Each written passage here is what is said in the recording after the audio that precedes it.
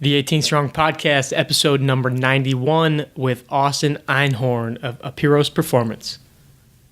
Injuries are typically just a report card of past history. Yeah, I'm going to just go ahead and say it. Personally, I think almost all non-contact injuries can be prevented. Welcome to the 18 Strong Podcast, where you get direct access to the world's greatest experts on training harder, practicing smarter, and playing better golf. Now, here's your host, Jeff Pellizzero.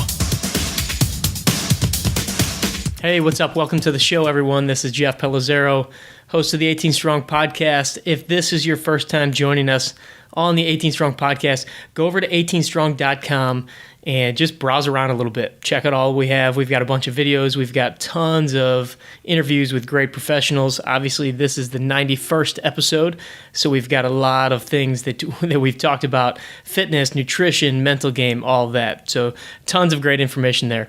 We have an incredible guest today, somebody that I met within the last year and have really been impressed with just the content that he's putting out, but the work that he's doing with his athletes, both professional athletes, amateur athletes, recreational athletes, at the collegiate level, highest of collegiate levels as well. And his name's Austin Einhorn, and he is, I'd say, kind of a movement specialist. And if you watch any of his videos, which we talk a lot about his Instagram account and some of the things that he's posted, you're going to see some different exercises and some different approaches to working on stabilization and movement and mobility, utilizing a lot of different techniques that he's learned. One group of techniques that he's learned is Dynamic Neuromuscular Stabilization. So you'll hear us talk about DNS quite a bit, and it's just a different way of approaching, how the brain and the body are working together. So Austin's got a lot of great insight on, the way that he trains, but also maybe the way that we need to rethink some of the training that has really just kind of been accepted over the years, is maybe based on some not great research that might have been done many, many years ago, and now we have new technologies and new things that are much more advanced to teach us better ways of working with our athletes, and if you are the athlete, better ways for you to work on your body and become more aware of what you're doing and how you're moving. Before we get into the episode, I want to thank the guys over at Orange Whip, the orangewhiptrainer.com, for all the support they've given us here on the 18 Strong Podcast. If you haven't seen the Orange Whip, I don't know where you've been hiding, or you aren't watching anything related to golf, because guys like James Hahn are using it. You see it in almost every tour player's bag when he's warming up now. But it's one of the greatest warm-up tools that I use in our clinic, and just for myself personally, when I'm getting ready to golf, going out and swinging and having clients swing that thing left-handed, right-handed, do some of the different mobility drills with it. It's a great tool to work on timing and rhythm, but also just balance and motion too. So if you haven't gotten your hands on an Orange Whip trainer, go to orangewhiptrainer.com and be sure to use the code 18strong, and you get a significant discount on your price, which you'll see in the cart when you go to the shopping cart. So once again, thanks to those guys. All right, we have an incredible guest, Austin Einhorn, on the 18 Strong Podcast. So without further ado, Austin, what's up, my man? Welcome to the show. Hey, yeah, really excited to be here. All right, so I have to ask you first and foremost, where does Apiros come from? What's the meaning of that? I assume there's some deep meaning behind that, knowing you. Yeah, it's funny that you asked that. Everyone always does. It means limitless or boundless or without end in Greek. And, this sounds very cliche, but I thought of it in the shower. Yeah, some of my best thinking. A song was playing, and it had limitless in the chorus, and I liked the way that kind of went when I was going towards creating my new business, and didn't want to put just limitless in there, so looked up the history of it, and it's the root, most ancient Greek version of it. I liked the way it sounded, and yeah, it's cool. I love finding the root behind stuff like that, and different people's businesses and where their mind was when they created it. And 18 Strong kind of came up, just thinking of different things, and it's pretty straightforward. There's not a whole lot, of magic behind that, but it's always cool to hear, what's the mindset that somebody's in, and what's their mission for their business. So I love Limitless. That's huge. So let's give the audience a little background on you. where you come from, and then, we're going to dig into a lot of the different things that I see you doing and that I know that you do with your athletes. But give us a little bit of the, skyline view of who Austin Einhorn is and where Apiros came from. Yeah, I grew up in San Diego, playing volleyball, or all sports really, but then volleyball became my passion in high school. Went to play in college at UC Santa Cruz, was pretty successful there, and then played a year or most of a year professionally in Europe. And then after that, I knew that wasn't for me anymore, and I came back not really knowing what to do. I always wanted to work with athletes or work with people, and I just assumed I needed to go into like PT or something that seemed respectable, and everyone else is going to grad school, so I might as well also. So started working at a PT clinic. Pretty quickly realized that was not for me. But they were doing some pretty interesting stuff there, and so I stuck around to learn, and they then guided me towards the CSCS path, or Certified Strength and Conditioning Specialist. And I, along the ways, I really liked what I was learning at the PT clinic, and saw that what I was learning as a CSCS student was, I don't know, there was something wrong with it. Red flags were going off everywhere. It just didn't seem right compared to this other stuff that did, and what I was looking up and seeing objective evidence. And then fast forward to now, I've basically combined those two methods, DNS, Dynamic Neuromuscular Stabilization, and your normal kind of CSCS work, or I guess you'll say it's not normal. And it's just been a roller coaster experience. Like, I didn't think that this was going to be a feasible career for me at first, and I didn't think what I was doing with DNS was even going to be able to help athletes, since it's primarily in rehab.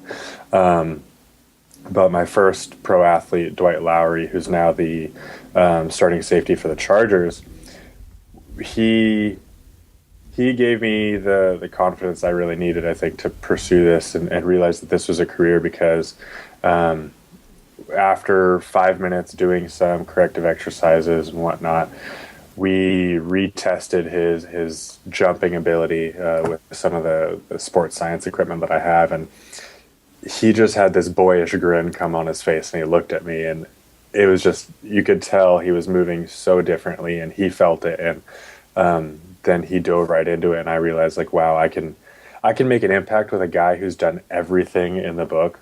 Yeah. Like training for the NFL in the last 8 years. Okay, I've got something here. I need to keep going with this, and it's been an amazing, really fast last couple of years. Yeah, so DNS is really where you and I met. I mean, we met at a seminar here in St. Louis, actually, the DNS for golf, and that was my first eye-opening experience of it. And it's cool to hear you working with, an athlete that has, like you said, been through everything, tried everything. He's been gone through the traditional strength training stuff, and noticed almost immediately how different it was. And so is DNS kind of the primary stuff that you were seeing in the clinic, that you were learning and kind of realized, hey, this is some cool stuff, and that's what kind of turned you onto it? Yeah, it was that, and along with some of the thought processes from Shirley Sarman, who's a PT, I think, in the St. Louis area, actually. Yeah, she's here at Wash U.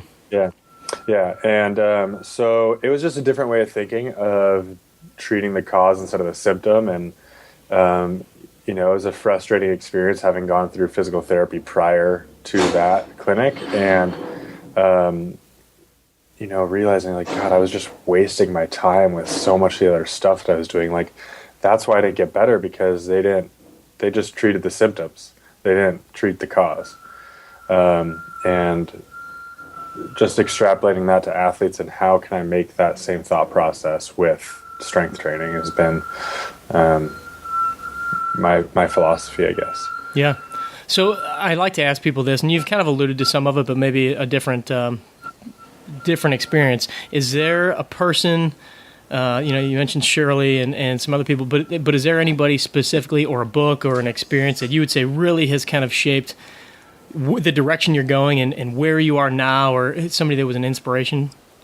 There's been people that have guided me, but I mean, honestly, what came to be was I was working with more professional athletes that were challenging me a little bit with what I knew with DNS, and I came to a crossroads where everything in all the DNS courses, and you probably experience this as well, you get the feeling like every joint has to be in the exact right position or you're not doing it right. And I kind of went back in time and watched how the DNS instructors would work with people and work there, and just their overall attitude seemed like, yeah, it's fine. Just be creative with it. It's all movement. It's all relative if the context is right. And so at that point, I kind of took the creative freedom to have fun with the exercises and see how could I make these more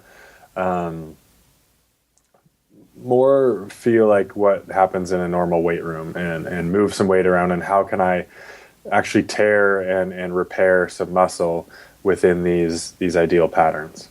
And that, with a few mentors here and there that have kind of guided my process and encouraged that, have been really instrumental with me. And now it's just, I have the freedom to be creative and fail as often as possible. And, you know, some of my sessions with Dwight, the first pro guy I alluded to, like, sometimes I don't even have a plan. I just say, let me watch you walk and let's go from there. And then I ask him for feedback, and we kind of get in the flow of things, and we get creative with the exercises and the movements. And I ask for his feedback, which I think is such a rare thing within my field. Like, hey, how does that feel? Do you feel that applies to what you do?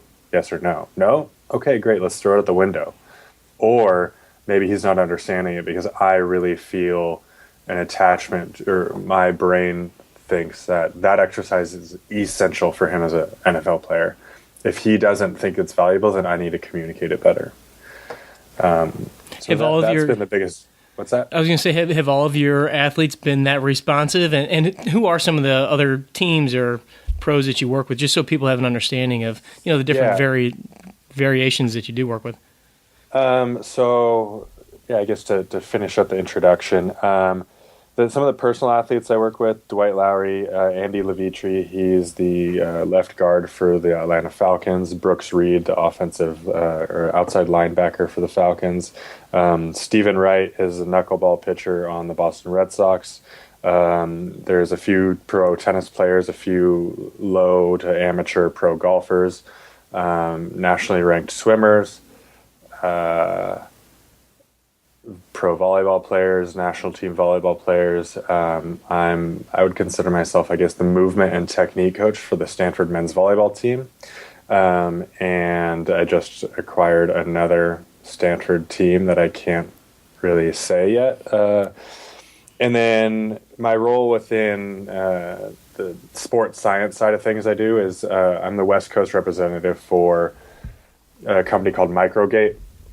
And they produce, their main product is called the OptoJump or OptoGate. And that's pretty much within every professional sports team training room across the country. And I've personally gone to the Seahawks and the Houston Rockets to set them up with systems, the San Jose Sharks to kind of show them some systems and do some testing there. I don't know, just been traveling for them as well, and more teams. It's a pretty good list. Yeah, I guess. So hopefully it'll grow.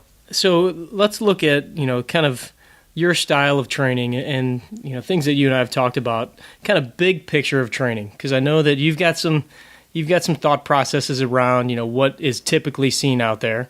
And then actually, before we even jump into that, I want people to know where they can go and watch some of your videos. What's the best place to go? Because when you watch Austin's videos, you'll see immediately that he does things way different, the movement techniques and things like that, and you'll see some cool stuff. But that'll give people a little better idea of you know, what we're talking about, so they can do that. So where's the best place to find that?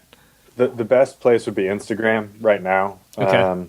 and the handle is Apiros Performance, which are you going to put that in the show notes? This will all be linked up for sure. But what I'm working on in the background is an entire video library, and that'll be I'll have a lot of free content, but then there's also going to be some subscription content where it'll be, unlimited access to all the videos I have, and then I'll have certain protocols for golf or volleyball or baseball or whatever. What movements that I have found beneficial, how to do them, common errors, what people should feel like, and progressions there. But for now, Instagram would be the best thing. Cool. All right, so then let's go back to kind of big picture of athletic development, and what are people doing right? What are people doing wrong? What's the Austin Einhorn approach? How do we bridge the gap, buddy? Yeah, I would say I'm going to start big picture and go more finer detail at that. Big picture across the board, I think athletic development across the country is not right. People have been, and it's not a lot of people's faults. It's a societal problem, and it comes down to the position of power, right? Where you and I both have mentors that we respect and we believe in. There's that relationship that is created where we don't want to ask a question. We don't want to doubt this person. We don't want to doubt our mentor or our former coach that we really respect. And so we take whatever they say for truth, and we then regurgitate it out in some form or some way or another. And to then go into more finer detail, what it looks like then with training is that the brain is not being involved. Mm-hmm. A lot of people go to the gym or do their exercises without considering the role of the brain and how it controls the body, because that's really what training is about, is how can I have some sort of experience to change the way my brain wires my body and has these interactions. So currently, right now, Steph Curry and the Warriors, he's doing something that has never been done before in basketball, and some of the creative moves he has when he's weaving in between 3 and 4 defenders, you can't practice that. That's only from game-like experience over and over and over again. Mm-hmm. And so it's that creative flow, those juices that come out in game, and that's really what you want. That's what you're training for. But the research is out there for the last 36 years that's not really how it works. Explain. So yes, so I'm gonna have my analogy I use is actually with golf. It's perfect. So I'll go through 2 different topics of this. So when you actually play 18 holes, you never use the same club twice in a row, mm-hmm.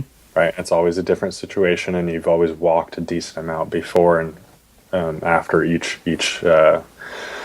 stroke. And a lot of people practice golf at the driving range, where they are competent enough in their swing, and they just hit 20 to 30 balls with the same club over and over and over again. And they think it's rational to think this, but yeah, I'm getting better at my 7-iron right now. I just hit 30 balls at it. But that's not the scenario in when you use your 7-iron. And that first you have to read and anticipate the situation. You're walking to where the ball is, and you need to hit it approximately 60 to 70 yards. That way you choose your club. So then that's reading, anticipating, and then creating a plan. The last little bit is actually that execution of the plan, which is the body moving. And so everyone's doing the execution without the prior planning, anticipating, and creating of a plan. So what I do this has been my story as I have tried to teach myself golf, is that I initially did hit 50 to 80 balls in a row with, almost the same club, because I needed to learn that skill. I didn't have an autonomous enough of nature to just have multitude of plans. So I would go and I would use 1 to 2 clubs each time, and just get really, really good at that one stroke. So that's block practice. And so then once I start wiring that pattern into my brain, then I can use that as an available plan for me when I read and anticipate a situation. So eventually I got to the point where I was hitting balls straight enough with all the clubs that when I wasn't playing 18 holes or 9, I would go through a course in my head. And just kind of imagine it and make it up as I go. And I'd have bad shots, I'd have good shots, but I would always rotate my clubs and take a good amount of time in between each ball strike. And sometimes I'd even walk around a little bit or talk with a friend. Because in that scenario, that's the only way you can really make it game-like unless you go out and play. And so overall, practice within sports across the country, across the world, are more on the block practice side of things. Yeah, we just had Trillian Rose. Do you know her at all? I do not. She's a motor learning specialist up in Maryland, golf instructor, and we just kind of had a very similar conversation about the way that you practice is very rarely the way that you're actually playing, and the pressures are way different. And so the more that you can figure out how to create those pressures similar to your game-like situation, I mean, it sounds like it is right in tune here. So how do we take this to the training side? How do you do that? Yeah, exactly. So that's what's starting to emerge more in the training side of things. There's just there's always going to be those people in the population, and a majority of it, that don't want to change. They're in a job where, like, if they change, they might lose their job. Like, you get hired at the St. Louis Cardinals as a strength coach, and you don't want to lose that job because you need to put food on the table for your family and your kids, and so you don't want to ruffle any feathers, and so you just keep doing what's been done because that's safe. So we need more people to break rules and have freedom to fail and change things. But within training for movement, whether it's rehab or strength and conditioning or whatever, the movements need to replicate the sport much, much more than they already are. You don't get faster at racing your Formula One car by polishing your steering wheel and then just playing around with one segment of the car the whole time. You have to go and race. And so if your sport requires rotation, you should be rotating in the weight room. If you're swimming, you need to realize that your swim stroke is a rotation of your body, and you need to be able to do rotational exercises, not just pull-ups or lat pulls downs or straight leg kicks or flutter kicks. People need to have that third person perspective on what is this person really trying to accomplish, and does it matter if they put 10 more pounds on the bar? Like, there's a Great Britain pole vaulter, I think is Steve Lewis, and he's like, I would care much more about putting 6 inches higher on my pole vault than another 10 kilos on my power clean. Yeah. And that's because Olympic lifting, I think, is a big fad right now. And personally, I don't use it. I know Buddy Morris at the Arizona Cardinals football team, they don't use it. And my reasoning is the same as his, is that we need to be able to move at the end of the day. We're athletes. We're not powerlifters. We're not Olympic lifters. And for those movements to translate to sport, there needs to be a really high technical proficiency. I would rather spend my time teaching that person to walk better than teaching them how to power clean. Yeah. I would say that something that I noticed with your training, and obviously I only see snippets. I see Instagram, I see some of the things you're posting, but it's kind of like you're working on two ends of the spectrum, because you're so focused on creating those simple patterns and making sure that people are proficient at that. But also, you talked about the microgate software and stuff like that, and the ability to utilize this high-end technology to really kind of make sure you're doing the right stuff. But it's not that, it's technical, but it's not technical like most people would think. Like Olympic lifting and things like that can be very technical. But you're like, hey, let's get the basics down, but let's make sure you're getting the basics down. But you're using that other end of the spectrum of the high end technology and being able to verify what you're doing. So how do you balance those two, and what has been the benefit of doing that? The benefit is, the benefit is not only does the athlete see the progress, and Daniel Pink is an author who wrote a book called Drive, and it's about what drives humans. And one of the most powerful, if not the most powerful human motivator is progress. So this allows me to see objective progress of them. And so not only selfishly does it allow me to check my work and audit myself to make sure that I'm actually getting this person better on a pure movement and athletic standpoint, but they get to see their progress as well. And so then their confidence goes up, and that they know they're doing the right work to warrant them improving in their sport or whatnot, and help that mental side of things. And then I forget who said this, but it's a famous quote. It says, do the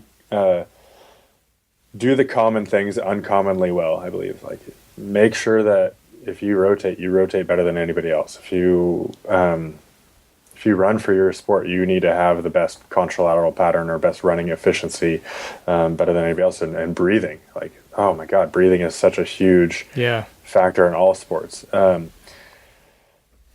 And so it's just allowed me to show that, like, working on even the simplest stuff has objective proof, and it continues to improve. And then I just try and extrapolate that to the further limit. So the Instagram video I posted for you for your Mobility May, which I love what you've been doing with that. Thank you. Was just a super static, simple control of rotating your pelvis over a stable leg using some of my equipment to tell my athlete every millimeter that her knee was moving. So there was extreme levels of detail in the biofeedback loop. So she sees how much it moves on the screen, and she internalizes it to see how much her stable base of support is going in. So how can I take that simple movement from a body weight type exercise to an extremely heavy, more hypertrophy type of thing, or a power production thing? So I take this theme of one sort of type of movement, or movement pattern, and see how can I make that really strong, how can I make that really powerful, how can I make that really fast, and how do I make sure that the athlete knows and understands and has the same sensory motor experience in the weight room that they do when they play their sport. Well, let me ask you this, and this is kind of a, almost a selfish reason of asking from, somebody who's working with athletes and working in the strength and conditioning arena, mainly with golfers. What does a typical session look like with you, or when you've got, Dwight, and obviously he's a different case because he's a professional athlete and this is his livelihood. But what does it look like when somebody comes in and you're working with them, say one session or a week's worth of stuff? It depends. So let me ask this hypothetical person, or I can go over a few different scenarios. Is this person coming in once a week, once every other week? Let's do a golfer that is, kind of not a professional golfer. We're going to say country club guy, low to middle single digit handicap or so. So pretty serious, wants to get in better shape, wants to, make sure that his game is getting better with what he's doing in the gym. And let's say he's going to see you once or twice a week. Okay. So first thing I'm going to do is I'm going to see what is he willing to devote on his own. How is he willing to change his training and his lifestyle and when he's not seeing me? What's his intrinsic motivation factor? How much can I realistically give him without overloading him? So in an ideal scenario, if this is, what's the age of this guy? Let's say early 40s.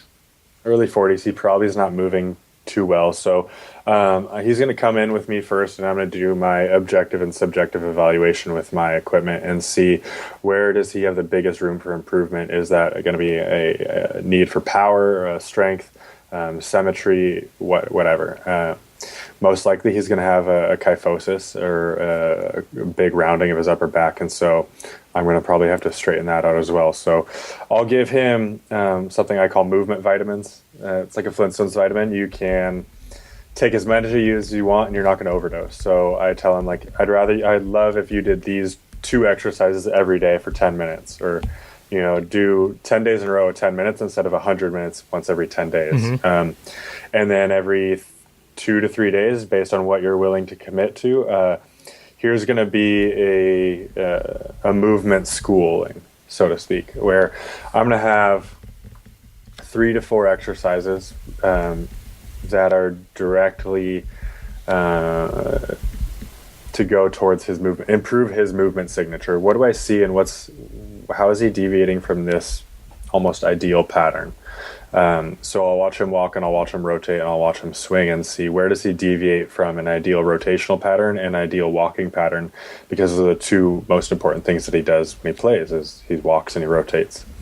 And so then I'll do occasionally, if I'm uncertain with an exercise, I'll do it, and then I'll retest and see, did that improve or did it make it worse? If it didn't make him improve, then I didn't choose the right exercise. So then I'll change. Cool. And then what about, then how do you branch into some of the more traditional strength training, or do you ever, or, you know, where do the weights come in, is where a lot of guys, what a lot of guys are going to ask.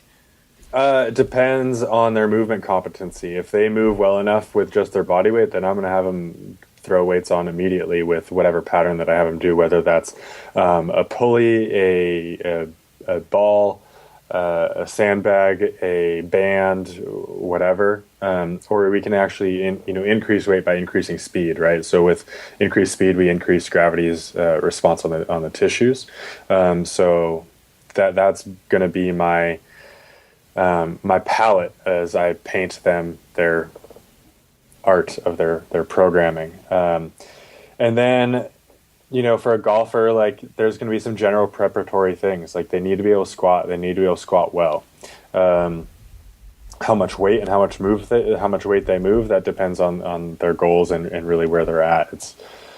To me, there's not as much of a recipe book as I would like. And in the community that I guess I'm involved in, this periodization plan is just such a black hole of, we don't really know what is the best plan for anybody, and it's going towards everyone is individual based on how well they move, what their sport is in, on a genetic level.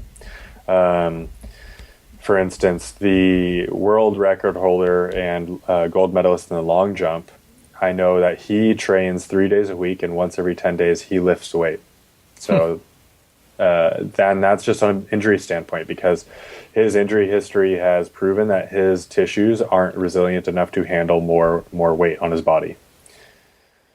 Wow. So yeah, I mean, knowing what your body's capable of, what you can and can't do, and because I think that there is such a standardization as of right now, but I do see things moving so much more towards individualized programs, and, you know, figuring out, I mean, there's so many things the technology that's out there that can, you know, determine whether somebody's actually ready to lift that day, or based on, you know, their mood and how they feel, and, you know, how much sleep they got the night before. But then even just more focus on the movement of, you know, we talked in the last couple episodes just about, you know, some of the just active range of motion stuff and capsular articulations, and people just kind of working on moving better. Very simplistic. Keep it simple, stupid, as we like to say. You know? Yeah. And I'm such a big fan of that simplistic model of, hey, first we got to move better. If you can start moving better, then we can start adding some weights on and things like that. Now, what about injuries? Because obviously we all deal with injuries. We all have, you know, things that have happened in our past. I mean, there's obviously ways to prevent them. There's obviously ways to get around things that have already happened. So where do you go with somebody that's had maybe multiple injuries, and how do we prevent them? Yeah. One concluding thought on your last question about, like, when do we add the weight, is also that there's a time for general preparatory exercises, and that's just going to be based on how far they are out from when they need to really perform. But for me, I'm going to try and make it as special as possible, or as specific to their sport as possible. Now, when you talk about injuries, injuries are typically just a report card of past history. Most injuries can be seen before they actually happen, unless it's a contact injury. I think I'm going to just go ahead and say it. Personally, I think almost all non-contact injuries can be prevented. Topically with you guys is Rory McIlroy. He tore his some ankle ligaments last year playing soccer, I believe, right? Yep. But if you look at his squat, so there's another video or picture of him squatting 315 on Google. If you just find it, I bet it's up there. And to me, so if I was a fly on the wall in that room, I would say, well, he shouldn't be squatting that much weight because his knees are terrible. And the way his knees and his feet were positioned, like his ankle injury was completely predictable. I knew that was going to happen. I don't want to say I knew so that was going to happen. What was it that you saw that kind of red flagged you? Yeah, so what I see is to me, typically this is an ankle flexibility problem where as he was descending, most likely, this is still just a still image, but this is most likely what happened. As he descended, he lacked consciously or unconsciously some ankle mobility. So either he physically doesn't have it or his brain doesn't know how to use it. And so his feet started turning out to the side as his knees continue to go forward.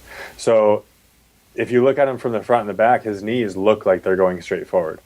But in relation to his feet, that's an internal rotation of the hip and tibial lateral rotation, which is stressing a lot of the tissues. That's not the way the knees should bend. For listeners who might not have that same picture painted, imagine your feet were pointing forward, but your knees buckled inwards, right? So instead of Rory's, it's the same thing as if Rory's feet didn't move, his knees would have gone in. And so with 315 pounds on his back, that is not helping him get better. I would say that's further ingraining a worse pattern into his body. And so I would take off the weight and see what he can do with just body weight. And then because he is a high-level professional athlete, he does need to retain some strength and power output. So I'm going to find a way to continue to tax his muscles in a way that's improving his neuromuscular patterning.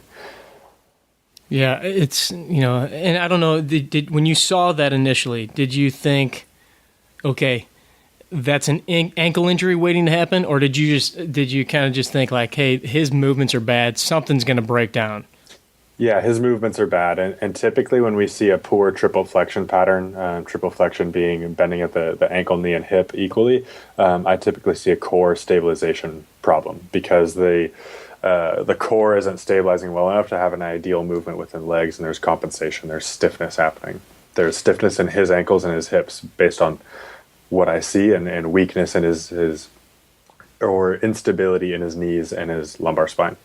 Gotcha. And this is the kind of the stuff that when we were at that DNS clinic that I found like light bulbs were going off in my head left and right, because everything there was, from my perspective, just so movement focused, and looking at these little details and what are some of the common patterns that most of us, we typically have some of the same problems. Our shoulders are rounded, our glutes are weak, our postures are bad, and going through some of the just what seem like they would be very simple exercises.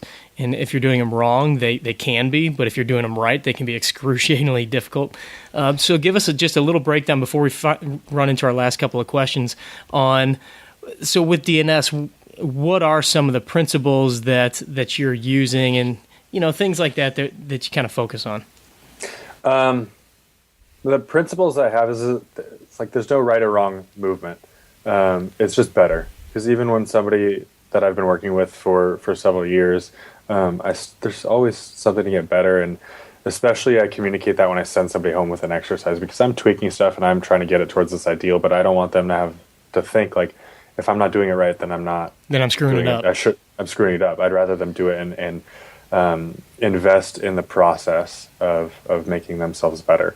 The principles, I guess, of DNS are just that there's an underlying cerebral neuromuscular pattern, that there's a kind of an ideal way to move each joint, that being the muscles help form the shape of the bones. And so when the bones are in this exact position, then we have the maximal co-contraction of all the muscles surrounding those joints. So these simple movements are actually quite have a high and robust amount of structural integrity, because they have the most amount of muscle contraction around that joint, protecting it, allowing the muscles to be the workhorses and the ligaments and tendons to be the connective tissue instead of the supporting team, I guess, or being stressed more. Does that answer the question? Yeah. Yeah, I think it definitely does. And like I said, go check out some of the videos that Austin has, because you're going to see some of these different movement patterns. You know, when you watch Dwight Lowry going through some of these, you know, body weight position type things, but you see how hard he's working. Or you had, there was a video of one of your soccer players, you know, working on his technique, I think like in his dorm room or something. But you see, you know, how specific he's being with his patterns and how he's moving and really working on his positions and like checking himself in the phone to make sure that he's in the right spots. And so it's cool to see guys at that level being so aware and so focused on those minute details. Yeah, and so that comes back to another cultural thing, is like, as an athlete, as a person, we should have enough awareness of our body to make these corrections, but we're so desensitized by taking in so much external stimulus throughout our life, through our phones, our computer screens, our TVs, rather than having any time to be mindful of our own movement and understanding ourselves. So like, when you were just saying, yeah, we probably all don't move correctly, or, you know, have this ideal squat pattern. Yeah, we don't. But if athletes, kids, adults developed better, there wouldn't be nearly as much as a deviation. Mm-hmm. So many of our diseases are diseases of culture, diseases of being sedentary, diseases of not moving, not playing, not having fun. People exercise just to exercise, not because it feels good anymore. Like, I have a friend who runs 5 miles a week just because he read something that says he should run 5 miles a week twice because it's good for him, not that he enjoys it. Right. You know. Now we're getting into a whole different podcast episode that, I mean, we could talk for days on this stuff and, you know, the mindfulness of what we're doing. And so, yeah, definitely we can talk about that next time you call on the airs. Yeah. All right, my man. Last couple of questions. First of all, the standard here: are you more of a Happy Gilmore or Caddyshack? This is an embarrassing question because I haven't seen Caddyshack. All right, I'll let you know. You're not the Please only. Don't publish this. You're not the only guest that hasn't seen Caddyshack, so I'll give you that. So by default, we're going Happy Gilmore. By default, I do love Happy Gilmore and probably would choose that anyways, but I had to admit that. All right, so now you have homework from me. You have to go watch Caddyshack. All right, if you had the opportunity to play a round of golf, ride in a cart with anybody, and I'm no longer limiting this to somebody in the world of golf, anyone, past, present, future, who would it be? And a quick answer, why? This was a good question and quite tough for me. It would be a fivesome. I would be making it a big party. First would probably be my best friend Patrick, just because he and I never really get to see each other throughout the year. He's a professional mountain guide. Right now he's at 16,000 feet on Denali up in Alaska, taking people up and down that mountain. Sweet. So him, Michael Gervais, which I know you had on recently. Yeah. His podcast is becoming almost like a religion for me. Like, I listen to it nearly multiple times. I saw Michael speak at the World Golf Fitness Summit, but you're the one that informed me of his podcast, Finding Mastery. Oh, yeah. Awesome. Yeah. Good. We talked about it that weekend. That's when I got hooked on it too. So thank you for that. All right, next. Josh Waitskin. I don't know if you've heard who he is. No. His book has probably been one of the most transformative books I've ever read. I've read through it twice, and I never read through books. I mean, I read through books twice, but never one right after another. I finished it and I started it up again. What's the book? It's called The Art of Learning. Oh, yeah. He's Dr. Gervais talked about him on our podcast, I believe. Yeah, he's brilliant. It's an amazing book. And the last person would be John Kiley. He is formerly, I think he's a strength and conditioning coach in Scotland, but he is brilliant when it comes to movement and why we do certain things. And he takes the time to really go above and beyond the normal thought processes of why do we train, why do we do what we do, and where did this come from. He's the guy that kind of is shedding light on a lot of this periodization stuff is just coming from 1950s Russian studies that weren't done well. And that's right. Now transpired into a whole world of people doing things incorrectly. So I would have a blast if I could somehow get all of them on 18 holes and make it as long of a day as possible. Yeah, that sounds like more of a golf trip than a round of golf. Yeah, exactly. Sounds like a good one, though. All right, so what has you most excited for where you are, what's going on, and kind of what's your mission as we move forward through the rest of this year? Everything has accelerated so fast within the last few years. I don't know what to expect this year. Just within the last week, I've talked to two big teams, another team with Stanford and another professional team. And I'm just excited for the unknown. I'm not trying to plan anything. I'm just trying to kind of accept what's out of my control, adapt to what's coming, and make the most of what I have. I'm getting a new NHL hockey player that's coming in this week, and really excited to start this process with him. Just to see what the future has in store for me. Cool. I'm excited to watch and see what happens as well. And then what about any last piece of advice for the 18 Strong audience, and then let them know where they can find you and where we'll have it all linked up? Be willing to question anything and everything. Even me. Please, if I said something wrong or you want to challenge me, reach out. Find me on Twitter. Email me. I don't care, because if I'm not doing something right, I want to know.